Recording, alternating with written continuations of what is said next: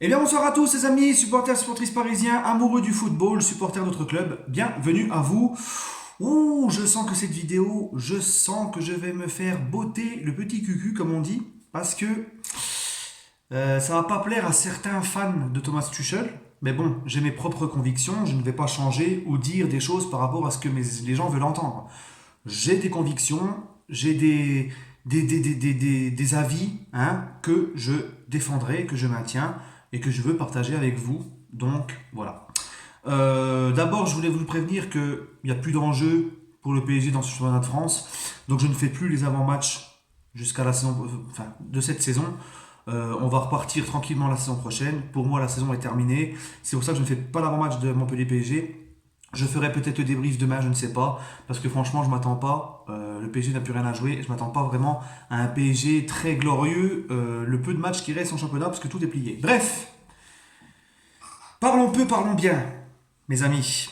Donc, avant de regarder cette vidéo-là, je vous conseille, pour ceux qui n'ont pas vu, de regarder ma vidéo d'hier sur le bilan de Thomas Tuchel au PSG lors de cette saison 2018-2019. Ils comprendront peut-être mieux cette vidéo-là. Donc, en gros, qu'est-ce qu'on a vu de Thomas Tuchel, les amis? Thomas Tuchel, pire saison de sous l'RQSI, on est d'accord. Il a mangé une remontada face à Manchester. Alors oui, il a fait 6 bons premiers mois, mais le problème, c'est que les 6 mois d'après qui suivent, ils sont catastrophiques. Tu gagnes pas la Coupe de France, tu gagnes pas la Coupe de la Ligue en faisant gicler au parc par le dernier de Ligue 1, et tu manges une remontada par l'équipe B de Manchester. Ton groupe est en train presque de te lâcher à moitié, c'est ce qui se dit dans la presse, et on voit que Tuchel n'a non pas non plus d'impact sur son groupe. Incapable de les faire réagir en deuxième mi-temps face à Manchester, incapable de les faire réagir en finale de Coupe de France, incapable de les faire réagir dans les non-matchs en championnat. On sent que sur le côté psychologique du groupe, il n'a pas rempli sa mission, il n'a pas réussi à, lorsqu'ils sont au fond du trou, à les motiver et à les remettre d'aplomb. Et ça, les amis, ça, je vous garantis que c'est trop important pour un entraîneur. Donc on fait le bilan de Tuchel. Avec un bilan comme ça, je vous pose la question, est-ce qu'avec un bilan comme ça, Tuchel serait resté au Real, au Barça ou à la Juve? Rien que ces trois grands clubs-là. En te mangeant une remontada en huitième de finale de Ligue des Champions face à Manchester, en gagnant qu'un seul trophée sur le plan national, et en plus, la Ligue 1, c'est pas comme la Liga, c'est pas comme la Première Ligue, c'est pas c'est pas comme la Serie A où tu as des clubs comme historiques comme Naples, comme le Milan, etc. Mais surtout, c'est pas comme la Liga. Là, on n'a aucune, mais vraiment aucune concurrence en Ligue 1, les gars. Aucune cette année. Et moi, j'avais dit, enfin, j'avais pas encore ma chaîne à l'époque, mais quand j'en parlais avec des amis, quand on s'est bouffé la remontada avec Emery, j'avais dit qu'il était impossible après ça de recommencer une saison derrière avec lui. Impossible. Vous voyez, les amis, je voulais qu'on aille sur le long terme avec Ancelotti, parce qu'avec Ancelotti, oui, on avait gagné que la Ligue 1, mais on avait été en quart de finale de Ligue des Champions en sortant invaincu, en regardant le Barça droit dans les yeux, 2-2 au parc, un partout là-bas. On est sorti la tête haute avec la paire de couilles qu'on avait mis tout au long de cette compétition. Après, il y a eu Laurent Blanc. Laurent Blanc, je suis désolé, on faisait quasiment tout le temps, pratiquement, le quadruplé national. Et tu sortais en quart de finale de Ligue des Champions, en sortant de Chelsea en huitième, et sans manger de remontada et d'humiliation comme on fait depuis. Donc Laurent Blanc, c'est très bien, on lui a accordé plus de temps, parce qu'on me parle de la stabilité. Oui, c'est important la stabilité, bien sûr. Mais il faut avoir un minimum de bilan lors de ta première saison, un bilan minimum potable. Là, les gars, c'est une catastrophe cette saison. C'est une catastrophe. Tuchel, comme je vous l'ai dit, à la Juve, au Real, au Barça, il ne fait pas de deuxième saison là. C'est pas possible.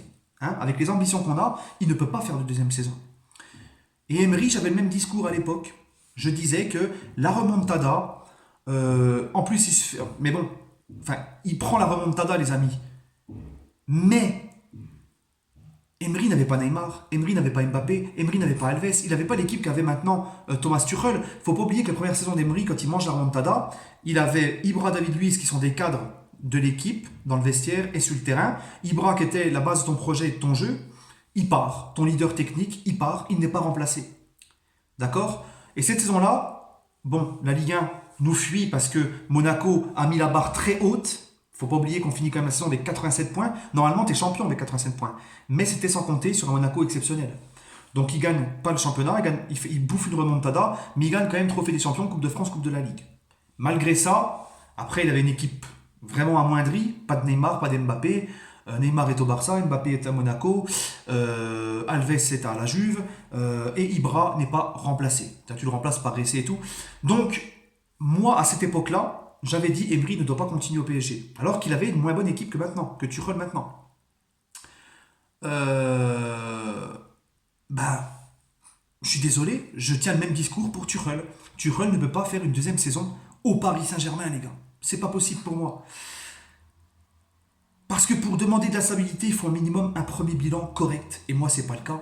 Alors oui, il a gagné la Ligue 1, mais il n'y a pas de concurrence en Ligue 1. On va pas se mentir, les amis, c'est trop peu. Tu ne gagnes même pas la Coupe de France ni la Coupe de la Ligue. Tu gagnes la Ligue 1, il n'y a aucune concurrence. Tu manges une remontada face à Manchester Bay au parc. Tu ne peux pas redémarrer avec ce coach. Ce n'est pas possible.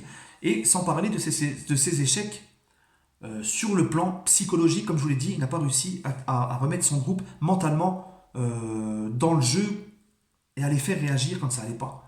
Alors on me dit oui, mais les 6 premiers mois, les amis, oui, on a été exceptionnel, oui, on sort de la poule de la mort, mais vous savez très bien que les grands clubs en général, en match de poule, ils sont pas aussi à fond qu'à la deuxième partie de saison.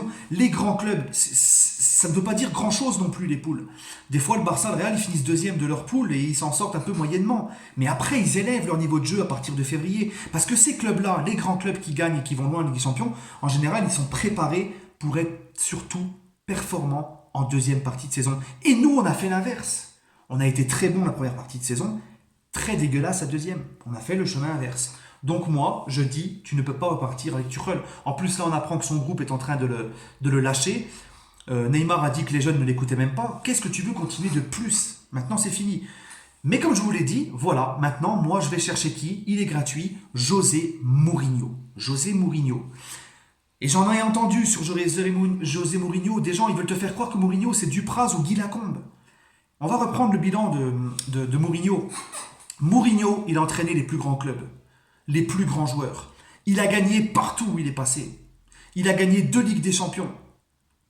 C'est un meneur d'hommes qui déteste la défaite, qui est un gagnant, qui sait motiver une équipe. Alors Mourinho, c'est pas du long terme. Mais là, on a besoin d'un mec. Parce qu'en fait, il faut prendre le contexte.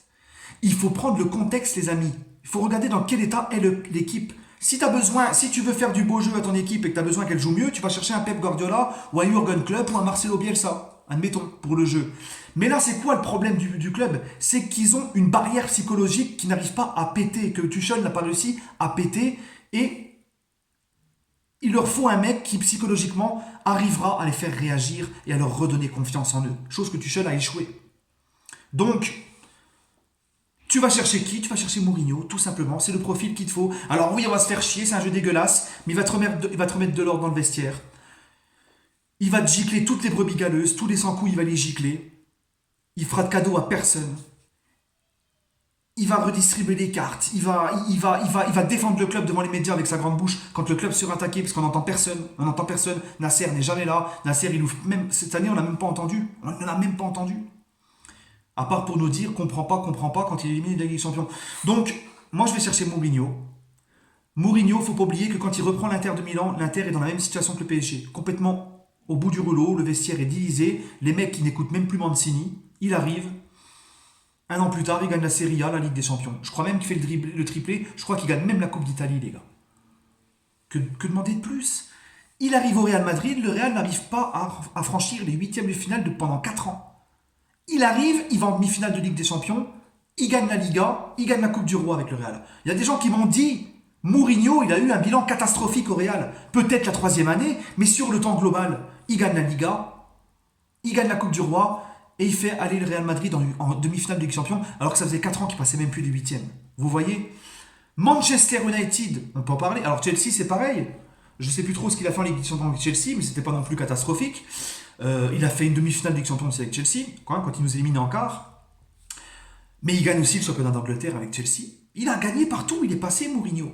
Je ne vais pas vous l'apprendre ça. Et même Manchester United, on me dit son bilan il est pourri, il est catastrophique.